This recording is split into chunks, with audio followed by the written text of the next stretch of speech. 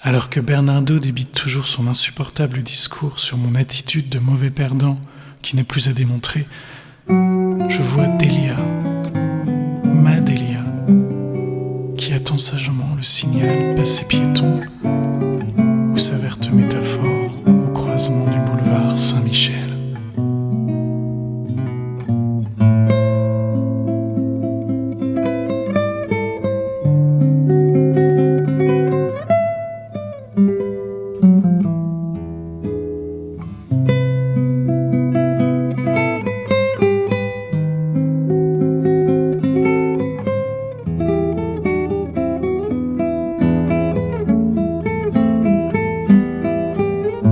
Cela fait 8 ou 9 ans que je ne l'ai pas vue, et pourtant je la reconnais du premier coup d'œil.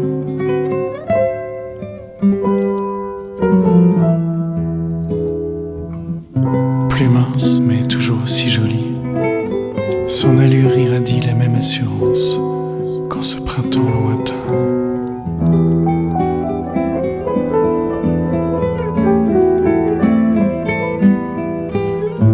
Là-bas, en 1969, avant le délire militant, la folie répressive, les slogans revendicateurs peints sur les murs et la clandestinité irréversible,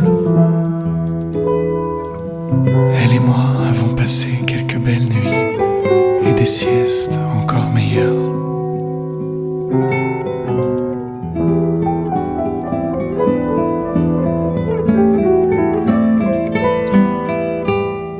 Je la vois là, elle attend le signal.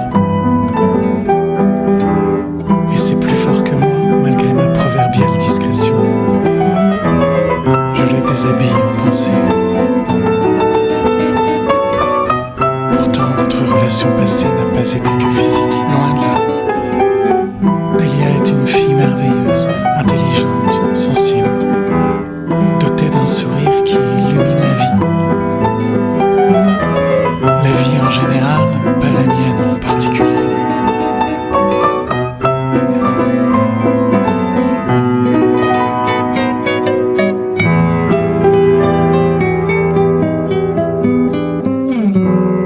Si nous n'avions pas été si gamins à l'époque, nous nous serions sans doute mariés, mais avec quoi? Je commençais des études d'ingénieur, j'étais en 2e année et vivais de petits boulots. Elle, dont les parents vivaient à Paysandú, avait pris un peu de retard dans ses études, les mêmes que moi, et se faisait un peu d'argent en vendant des objets d'artisanat au marché. On se retrouvait 2 fois par semaine en tout et pour tout. Puis ce furent les temps durs et nos activités militantes respectives se mirent à nous séparer. Nos horaires, la lutte politique a aussi ses horaires ô combien stricts, conspiraient contre nous. Parfois, on passait 15 jours sans se voir. Si ce n'était dans une réunion, et encore. On commença aussi à avoir des divergences. Plus d'une fois, au moment décisif des votes, je levais la main et elle pas, ou elle levait la sienne et je gardais la mienne en poche.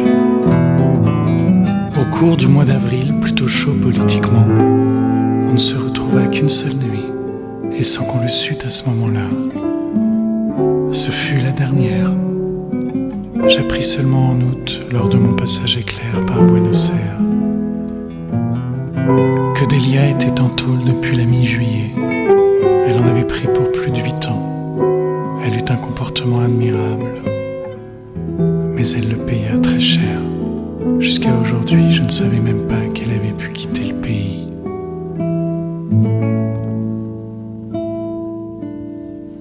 Même si c'est à peine croyable, je revois toutes ces images durant ces quelques minutes où elle attend le feu vert.